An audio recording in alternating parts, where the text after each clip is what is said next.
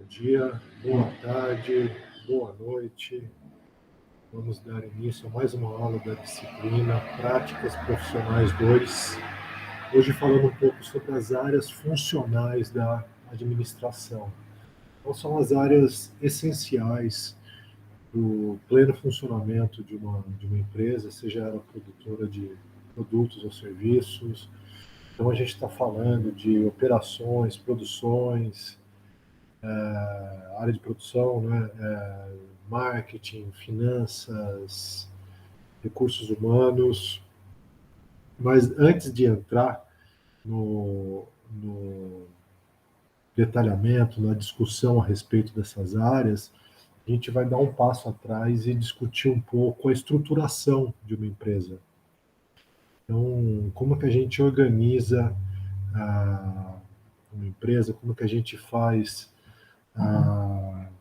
a sua estruturação no sentido de dividir as atividades, as responsabilidades envolvidas na condução de uma empresa.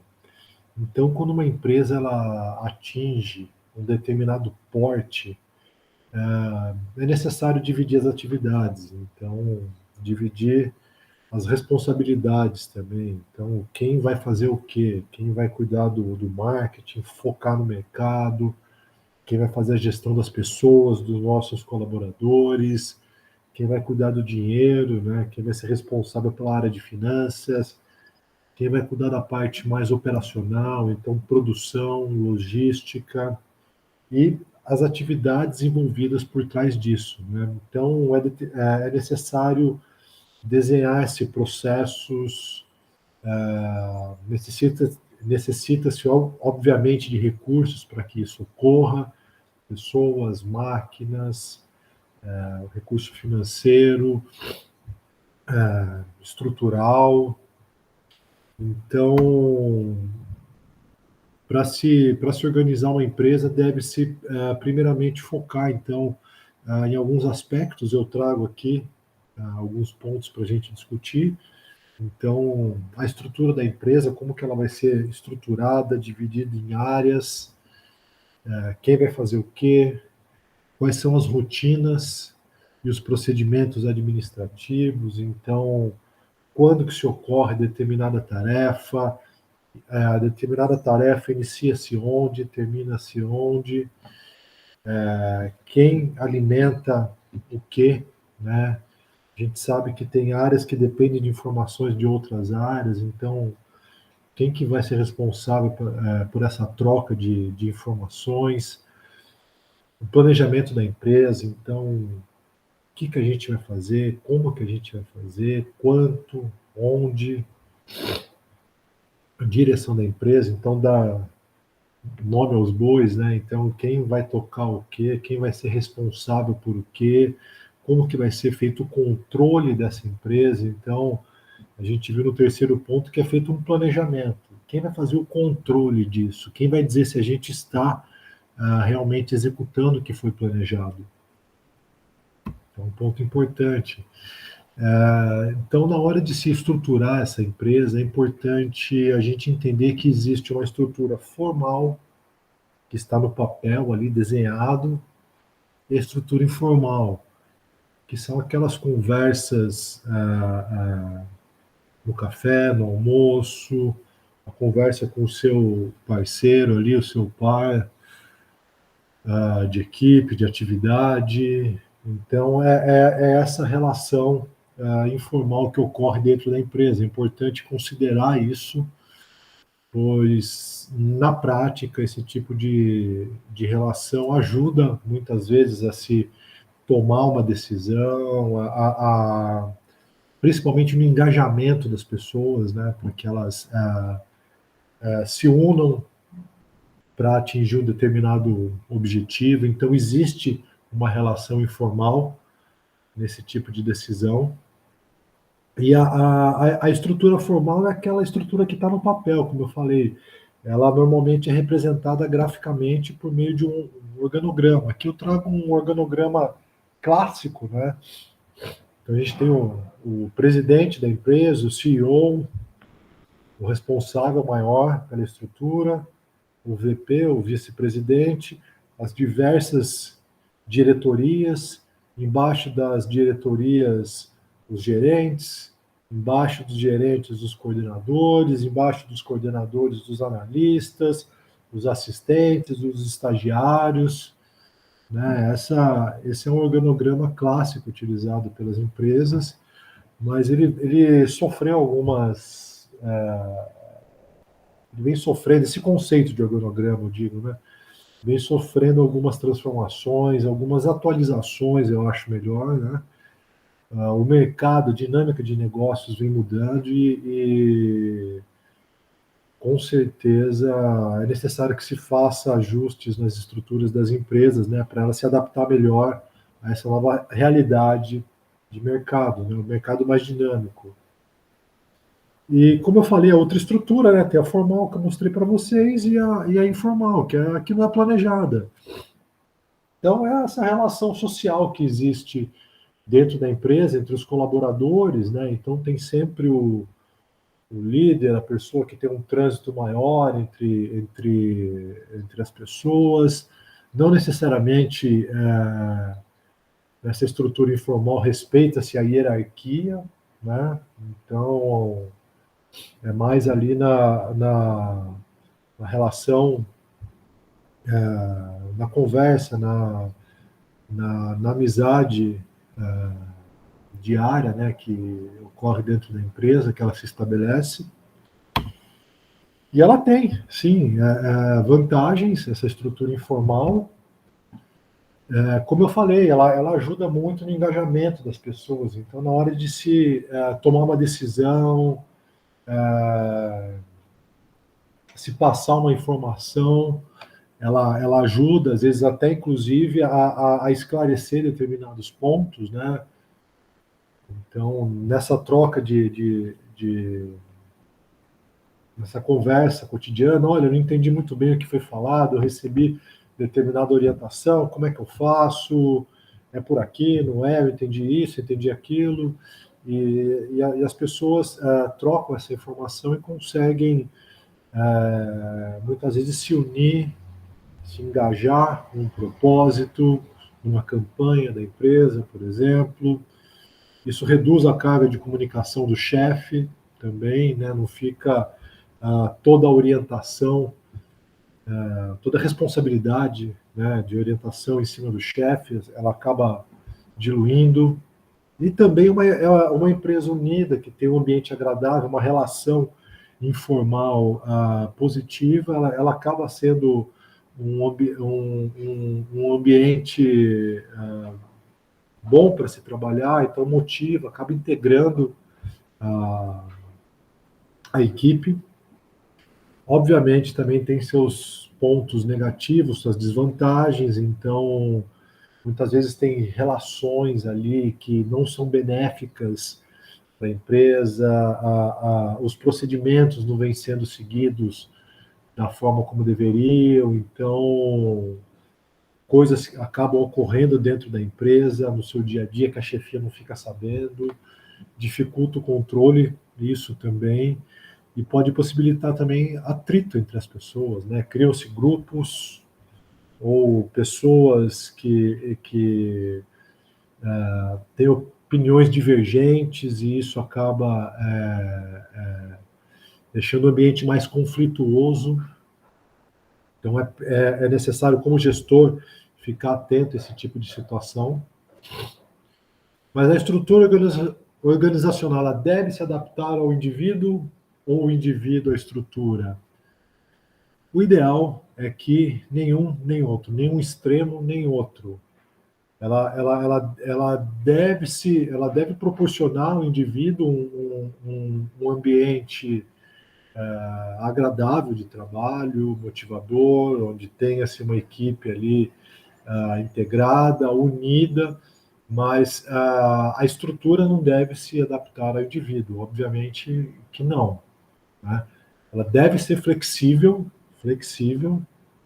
mas não se adaptar. Lembrando que é uma empresa, tem que gerar resultado, né? Existem acionistas, investidores por trás, então tem que se trazer resultado essa empresa. Então não pode ser muito adaptada ao indivíduo, senão ele se acomoda, fica uma situação muito confortável para ele em termos de produtividade, eu digo, tá?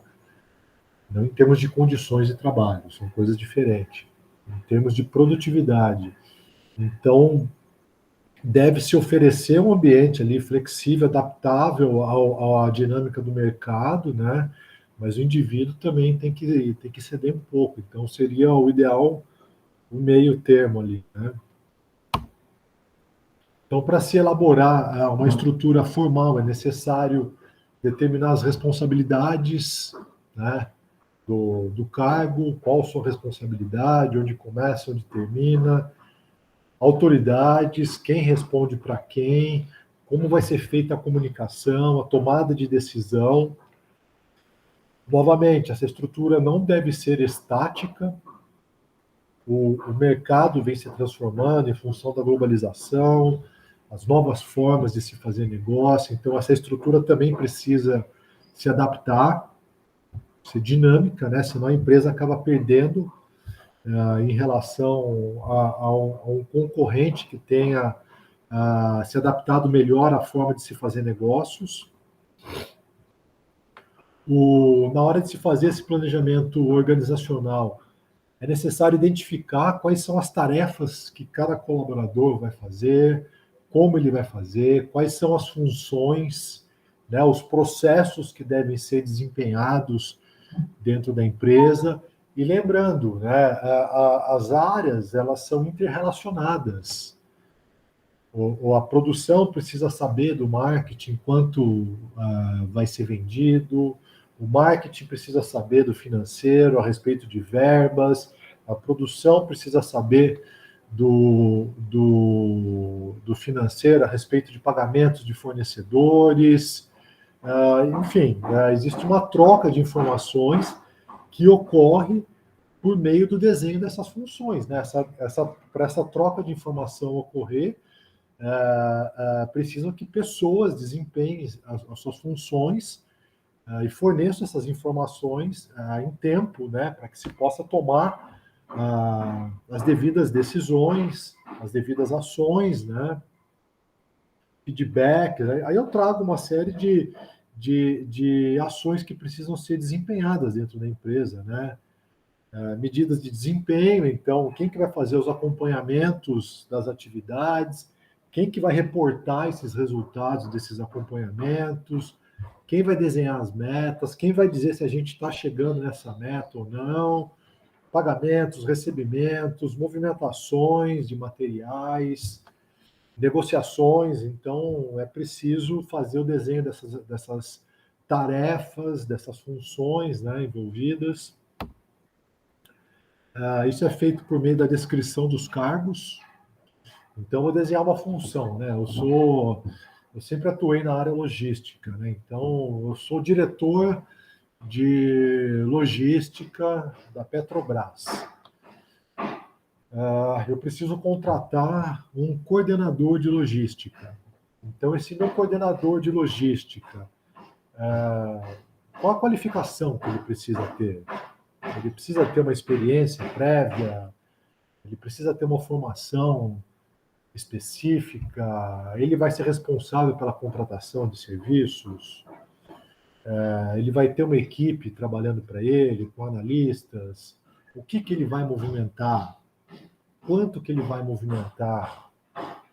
Para fazer essa operação, ele precisa ter uma equipe de quantas pessoas? 1, 2, 5, 10, dependendo da movimentação. Se pensar aí, Petrobras, uma movimentação nacional, deve ter operações noturnas, 24 horas, então vou precisar de 3 turnos ali, de pessoas acompanhando essas operações, eu vou ter bases que vão responder para mim, enfim, vocês estão entendendo? Tem que desenhar ali qual que vai ser a responsabilidade dessa pessoa, né? Até para quando você for buscar no mercado essa pessoa, entender os pontos que você vai analisar, o que você vai questionar para esse profissional, né? Para entender se ele realmente tem a capacidade para desempenhar essa função. Então, tem dois tipos básicos de estrutura, tá? Então, pensando na estruturação de uma empresa. A estrutura linear, que eu mostrei para vocês, aquele organograma, pode ser também militar, tipo linha.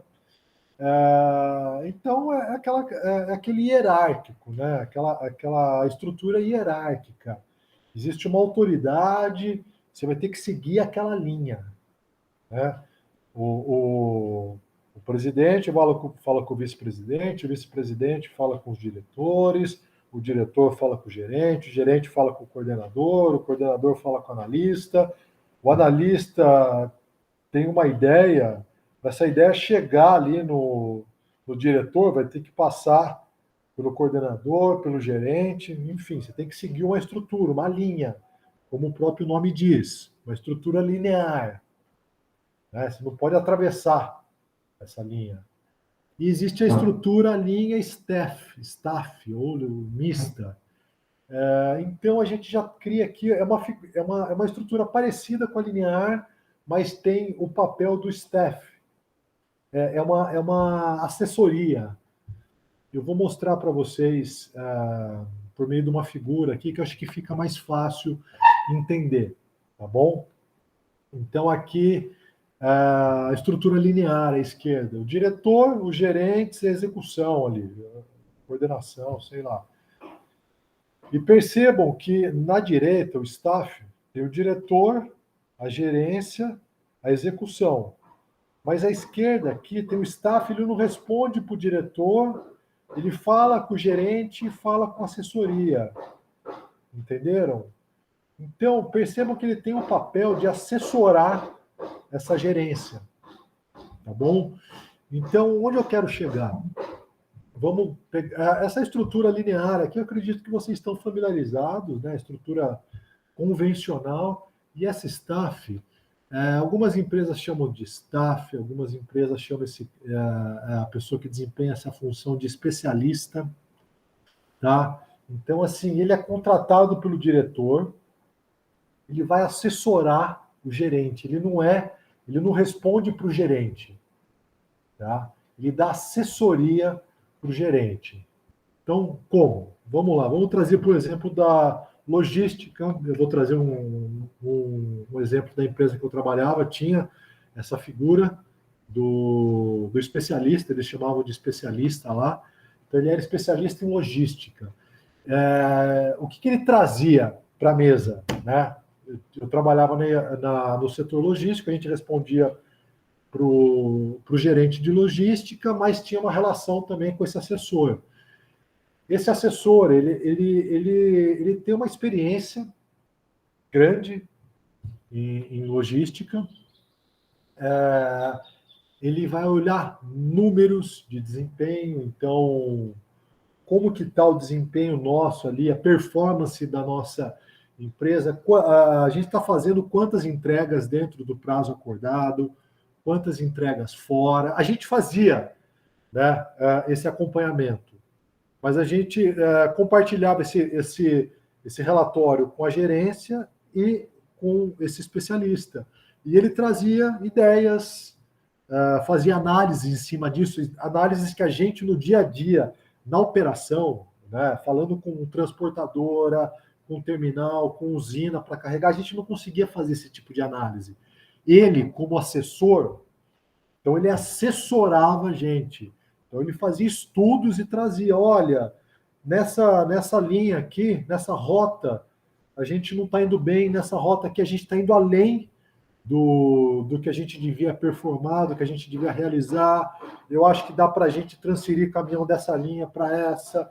Eu acho que a gente dá para a gente reduzir o valor do frete pago nessa linha e aumentar nessa linha para melhorar a performance.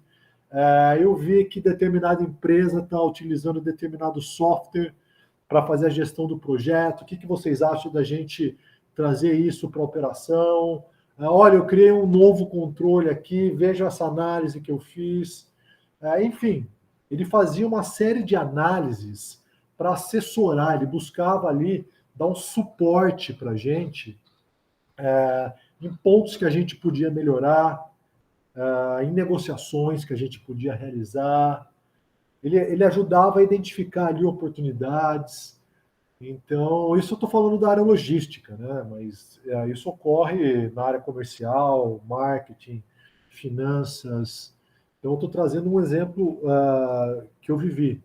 Então, ele era um profissional que estava sempre assessorando a gente no sentido de dar ideias, fazer análises a respeito da performance das novas operações. Quando a gente ia implementar um novo processo, fazer uma contratação de uma transportadora grande, ele ajudava nisso, ele visitava essa transportadora, ajudava essa transportadora a alinhar os seus processos com os nossos, entendeu? Então, novamente, ele era um assessor, ele dava um suporte, uma assessoria para a nossa área, tá bom? Então, é aquilo que eu falei de ser mais dinâmico, mais flexível em relação ao mercado. O mercado, né, ele vem evoluindo, o cliente vai ficando mais exigente, a cobrança em cima da nossa área, né, trazendo o exemplo meu de logística, era grande para a gente reduzir custo, só que a gente tinha uma operação muito grande para cuidar, não conseguia ficar ali gastando muito tempo em cima de análises de cenários e fazendo muitos comparativos. A gente vivia o dia a dia ali da operação e ele na sua rotina de trabalho. Então, quando desenharam a função dele, né, ele tinha espaço para fazer esse tipo de análise. Isso aí fazia parte da rotina do trabalho dele. Ele não ficava no contato ali operacional, negociando com transportadora, com cliente, com usina. Ficava mais pensando no negócio, ok? Então o staff tem mais essa característica. A estrutura linear, a militar, então tem ali a hierarquia, então que deve ser seguida. Então foi acordado algo entre os diretores vão passar para o gerente vai passar para o coordenador vai passar para os analistas, e assim sucessivamente. Cada empregado vai receber a ordem do seu chefe imediato. Você responde para o seu coordenador, você responde para o seu gerente. Você não vai responder para outras áreas, né? Não tinha essa relação cruzada, não tem essa relação cruzada, né? Então, a comunicação fica um pouco mais burocrática, mais lenta. E já nessa estrutura Lean Staff, você vai ter essa assessoria, você vai ter um especialista, como eu falei, né, pensando mais o negócio,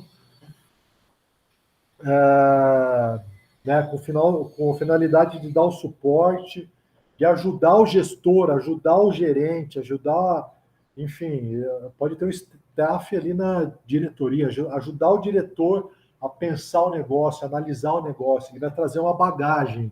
Esse profissional, esse staff, esse assessor, ele tem uma vivência mais sênior, se é o que vocês me entendem, né? Júnior, pleno, sênior. Ele é um profissional mais sênior, ele tem uma vivência no mercado, ele tem uma experiência prévia, ele traz uma bagagem, tá?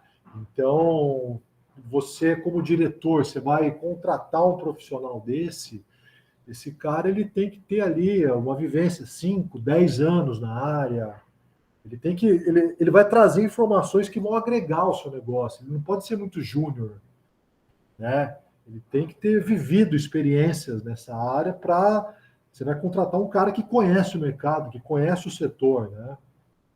Esse vai ser o diferencial dele. Então ele vai estar livre para focar ali nas análises. Em contrapartida, você deixa o pessoal que está mais à frente do negócio ali livre para pensar em execução, ou fazer acontecer. Tá? Então, isso aí, gente. Eu trouxe aí uma visão para vocês da estruturação de uma empresa, como se dá, no material que eu postei. Aí eu entro um pouco no detalhe ali da área de produção, logística, marketing, finanças, recursos humanos, né, que são as áreas que vocês vão ter que, quem for visitar a empresa vai ter que analisar, ou quem for criar a empresa vai ter que pensar, né, nas atividades dessas áreas. Então, nesse material eu abordo um pouco essas áreas, ok? Eu não trouxe aqui na apresentação para não ficar algo muito longo, mas está muito bem detalhado lá. E qualquer dúvida podem entrar em contato comigo, tá bom? Para a gente discutir qualquer aí ponto, dúvida que vocês tenham a respeito do tema, tá bom? Então, muito obrigado aí. Aproveito para desejar a todos uma ótima sexta, um bom final de semana, bons estudos e até a próxima.